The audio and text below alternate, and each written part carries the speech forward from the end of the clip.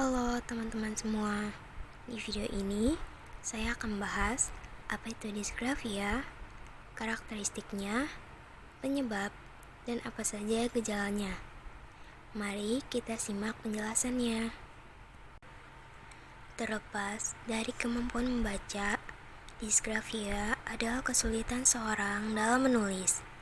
Anak-anak dengan gangguan ini memiliki beberapa karakteristik.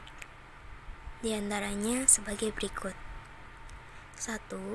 Bentuk hurufnya tidak konsisten, seperti penggunaan huruf kapital dan huruf kecil yang tercampur atau tidak sesuai.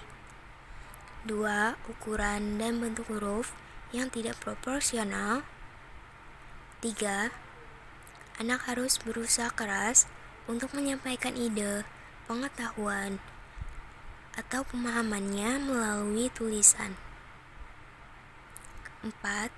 Sulit untuk memegang ballpoint dan pensil dengan kuat, serta mereka sering memegang alat tulis terlalu dekat, bahkan hampir menempel pada kertas. 5. Berbicara pada diri sendiri ketika menulis, atau malah terlalu memerhatikan tangan yang digunakan untuk menulis. 6.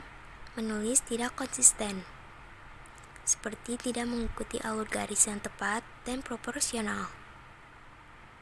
7. Tetap mengalami kesulitan, meskipun hanya diminta untuk menyalin contoh tulisan yang sudah ada. Faktor penyebab.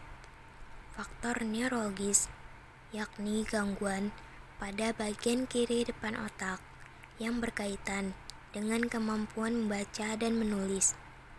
Anak mengalami kesulitan dalam mengharmonisasikan kemampuan mengingat dan menguasai gerakan otot yang diperlukan untuk menulis huruf dan angka. Selain itu, dapat disebabkan oleh cedera otak seperti trauma kepala, entah karena kecelakaan, penyakit, dan lain-lain. Faktor genetik seperti riwayat keluarga, faktor perkembangan, keterlambatan perkembangan dalam hal motorik halus, dan kesulitan dalam memahami instruksi yang menyebabkan anak kesulitan mengikuti langkah-langkah menulis. Gejala. Adapun beberapa gejala yang sering muncul pada anak disgrafia pada saat menulis menurut Kendall dan Stephanie Shin pada tahun 2012 adalah 1. Kemampuan verbal kuat, tapi keterampilan menulis kurang. 2. Banyak kesalahan tanda baca, atau malah tidak menggunakan tanda baca sama sekali. 3. Banyak melakukan kesalahan ejaan, atau bisa juga terjadi tulisan terbalik. 4. Terdapat inkonsistensi dalam penggunaan huruf besar dan huruf kecil. 5. Ukuran huruf tidak teratur, bentuk berubah-ubah, seperti besar, kecil, tegak, atau miring.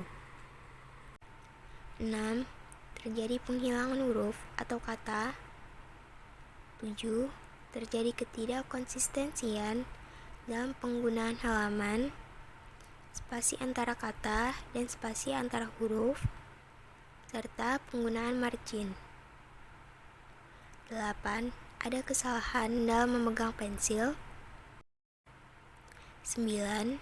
Berbicara dengan diri sendiri saat menulis. 10.